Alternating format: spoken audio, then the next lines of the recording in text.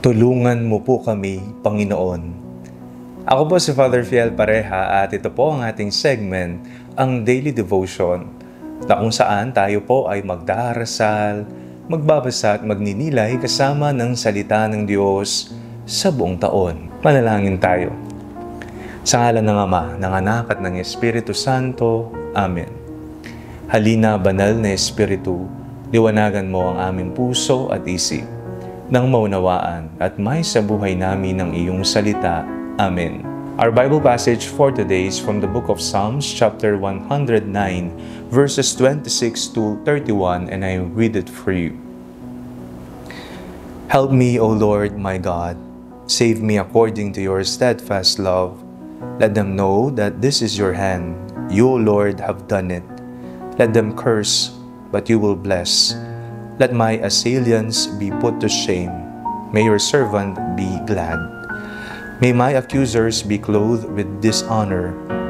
May they be wrapped in their own shame as in a mantle. With my mouth I will give great thanks to the Lord. I will praise him in the midst of the throng. For he stands at the right hand of the needy, to save them from those who would condemn them to death. Kanino ka lumalapit kapag humihingi ka ng tulong? Pumupunta ka ba sa taong alam mo na magbibigay sa iyo? Kung ikaw ay nangangailangan ng pera, pupunta ka sa mayroong pera. Alam mo at nananalig ka, umaasa ka na pagkakalooban ka. Kapag ikaw ay may sakit, ikaw ay nagtutungo sa doktor, sa ospital, at humihingi ka ng tulong sa mga taong may kapasidad na tulungan ka sa iyong sakit. Kapag desperado na ang sitwasyon, kanino ka nagtutungo? Ikaw ba'y nagkukulong sa iyong kwarto, umiiyak? Ikaw ba ay tumutungo sa Diyos kapag ikaw ay may problema? Ang ating binasang salmo ngayong araw na ito ay isang paalala sa ating lahat na ang tunay na tulong na makakamit ng isang tao ay magmumula lamang sa Panginoon. Help me, O Lord my God. Save me according to your steadfast love. At ang pagtulong ng Panginoon ay ang pagliligtas na dala ng kanyang pagmamahal sa ating lahat. Isang pagliligtas na hindi obligasyon, bagkus isang pagliligtas na dala ng pag-apaw ng pagmamahal mula sa puso ng Diyos.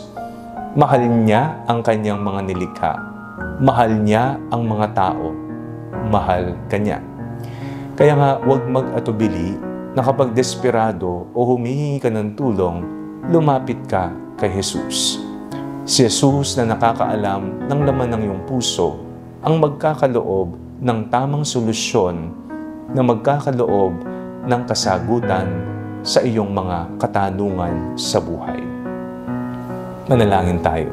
Panginoong Hesukristo, maraming salamat po sa tulong na palagi ninyong iniaabot sa amin. Amen. Sa ngalan ng Ama, ng Anak at ng Espiritu Santo. Amen. Huwag po ninyong kalimutang i-like ang video ito, mag-comment po kayo and share it with your family and friends. Ang Panalangin Bago Matulog ay may sariling Facebook page na po. Huwag niyo pong kakalimutang mag-like at mag-follow dito, and do not forget to subscribe to our YouTube channel. I-click niyo lamang po ang link na nasa description ng video ito, o kaya naman po just search Father Fiel Pareha. At kung nais niyo pong maging updated sa ating pagpapahayag, you can join our broadcast channel dito po sa ating Facebook page, o kaya naman po sa bulletin board sa TikTok app. God bless you po.